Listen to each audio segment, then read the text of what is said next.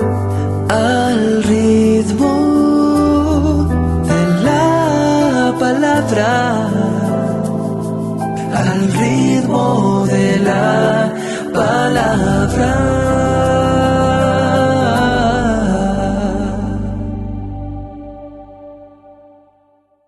Hola, ¿qué tal? Aquí el Padre Alejandro Marca Mancilla en este sábado 3 de junio y continuamos con la lectura del Evangelio de San Marcos.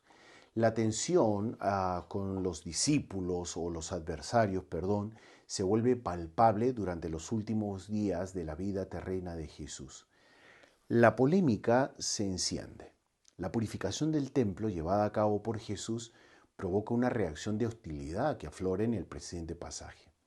La autoridad judía, que no pudo detenerlo en aquella ocasión por miedo a la muchedumbre, intenta deslegitimar su acción esparciendo el descrédito de la duda.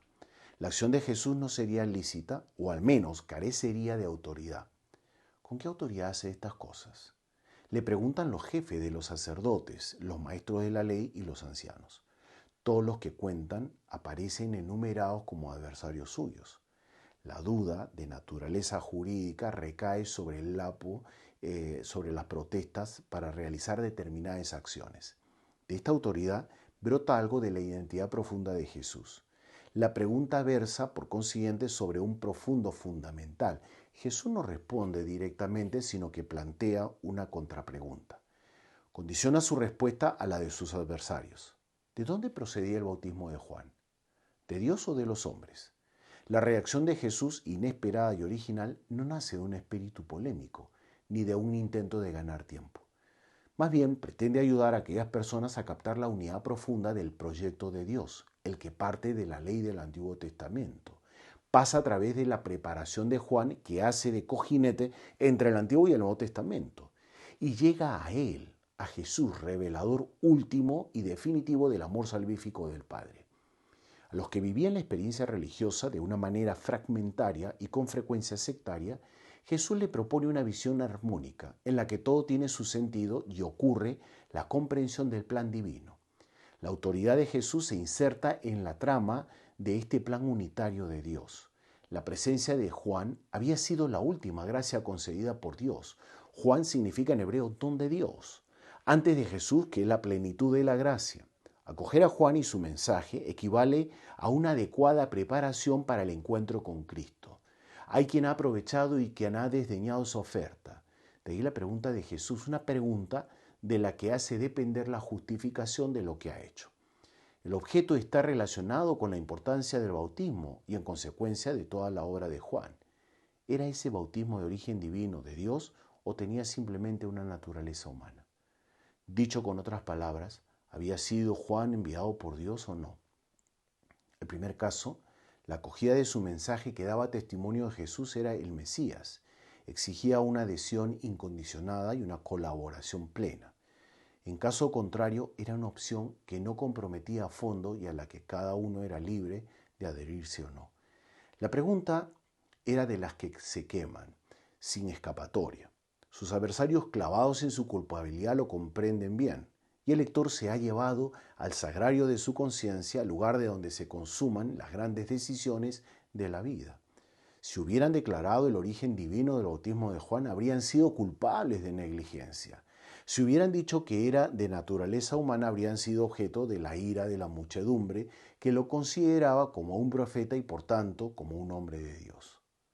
Por eso dan una respuesta evasiva, una falsedad en la que nadie cree. Como no han satisfecho la condición puesta por Jesús, tampoco Él les dice el motivo de su autoridad.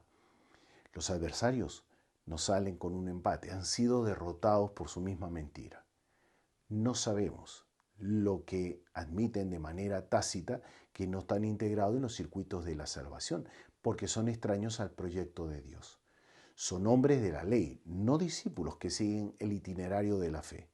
Se quedan, por tanto, en la periferia y como no están en el centro, no tienen nada. El Antiguo Testamento, aduciendo, esbozado, anunciando, desarrolla un precioso trabajo a prepararnos. A continuación, el Nuevo Testamento efectivamente completa y realiza y consuma lo que había iniciado el Antiguo Testamento.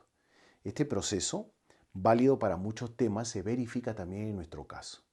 La sabiduría tiene en su inicio un valor humano, un valor compuesto de experiencia y de sentido común. Después se va coloreando progresivamente del elemento divino, poco a poco se encuentra y se va mezclando con la revelación. Al final, la sabiduría es un atributo divino, una propiedad que emana de Dios e invade provechosamente el mundo. Por eso en la primera lectura de hoy de Sirácida ha captado este movimiento de progresivo enriquecimiento y aunque todavía no haya cruzado el umbral del Nuevo Testamento, intuye y hace saber que sin sabiduría no se puede vivir. Comprende que ésta viene de Dios, a quien expresa gratitud por el don recibido. Sin la sabiduría falta el contacto con lo divino, la vida carece de sabor, se muestra insulsa, y con ella por el contrario encuentra su razón. Los enemigos de Jesús, sin embargo, son insensatos porque no se dan cuenta de que están en contacto con la sabiduría hecha hombre en su persona.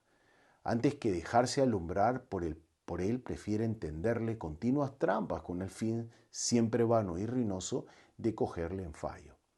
Los enanos contra el gigante. El resultado ridículo e incluso sarcástico es quedarse enredados en sus mismas redes.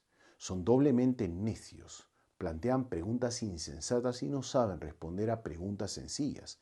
O mejor aún, no quieren responder porque su admisión se volvería en contra de ellos como un boomerang. Y por eso se limitan a decir, no sabemos.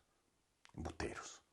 Saben pero prefieren no saber. Son incapaces de dejarse guiar por una mano amiga, por un pastor atento, por un hombre dotado del carácter excepcional de ser también Dios. Son unos necios que se obstinan con su necedad. Pierden una vez más la gran ocasión de encontrar la sabiduría y de dejarse fascinar por aquella en vistas de proceder a una transformación radical. Quiero invitarte a que repitas con frecuencia la palabra de Dios diciendo, te daré gracias, te alabaré y bendeciré en nombre del Señor. Que Dios te bendiga.